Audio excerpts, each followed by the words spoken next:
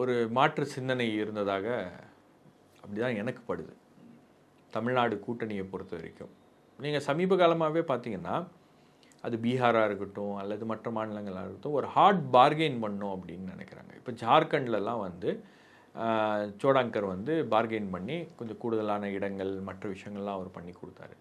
அப்போ சோடாங்கர் வந்து ராகுல் காந்திஸ் மேன். நீங்கள் சோடாங்கர் வந்து பேசுகின்ற விஷயமோ அல்லது அவர் சொல்கிறாரு இல்லையா, நாங்கள் வந்து விஜயோடைய கட்சியோட அவங்க எங்கள் கட்சியை மதிக்கிறாங்க அப்படின்ற மாதிரிலாம் ஒரு சீட் ஷேரிங் இது நடக்கும்போது அது மாதிரி பேசுறது வெளிப்படையாக அதை சொல்ல மாட்டாங்க. வெளிப்படையாக அவர் அதை சொல்கிறாருன்னா ஒரு சிக்னலை கொடுக்குறாரு. அப்போ இந்த சிக்னலை யார் கொடுக்க சொல்கிறாங்க அப்படின்னு 25 தொகுதிகள் அவங்க கொடுக்குறாங்க. உள்ளுக்குள்ளே பேச்சுவார்த்தை நடந்துட்டு இருக்குன்னா அதை மீடியாவில் போட்டு உடச்சி 25 தொகுதிகள் நாங்கள் ஏற்றுக்க மாட்டோம், we reject that offer is not acceptable to us அப்படின்னு அவர் சொல்கிறாரு. அப்படின்னா இது ராகுல் காந்திக்கு தெரிஞ்சு தான் அவர் பேசுகிறாரு. ஏன்னா ராகுல் காந்தி சந்தித்த பிறகு தான் அந்த ஸ்டேட்மெண்ட்ஸ்லாம் வருது.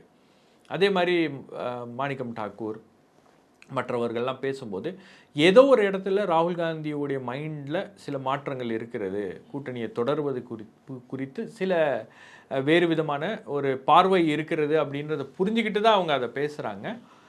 பட் ஏதோ ஒரு இடத்துல உங்களுக்கு வந்து மல்லிகார்ஜுன கர்கே, சோனியா காந்தி மற்றவர்கள்லாம் வந்து இல்லை இந்த கூட்டணியை உடைக்கக்கூடாது, இப்போ வேணாம் அப்படின்ற மாதிரி ஏதோ பேசி கன்வின்ஸ் பண்ணியிருக்காங்க. பட் சரி அவங்க சீட் அதிகமாக கொடுத்தாங்கன்னா பார்த்துக்கலாம் அப்படின்ட்டு இருக்காங்க. சரி அது 25 28 மாற்றிருக்காங்க. ராகுல் காந்தி எதிர்பார்த்தது 30க்கு மேலே போகணும் அப்படின்னு, அது நடக்கலை.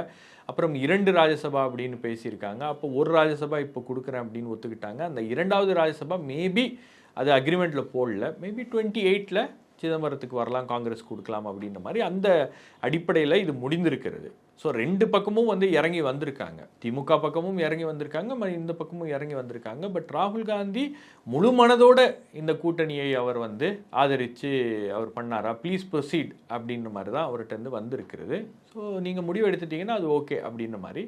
மேபி இந்த கூட்டணி வந்து நீங்கள் முன்ன பார்த்த திமுக காங்கிரஸ் அலையன்ஸ் மாதிரி இல்லாமல் ஒரு 45 நாள் கூட்டணியாக இருக்க போகிறதா, அல்லது அதுக்கு மேலேயும் தொடருமா, அல்லது அதுக்கு மேலே ஏதாச்சும் அந்த கூட்டணியில் இருக்கிற டைனமிக்ஸ் மாறுமா அப்படின்றதெல்லாம் நம்ம பொறுத்திருந்தால் பார்க்கணும்.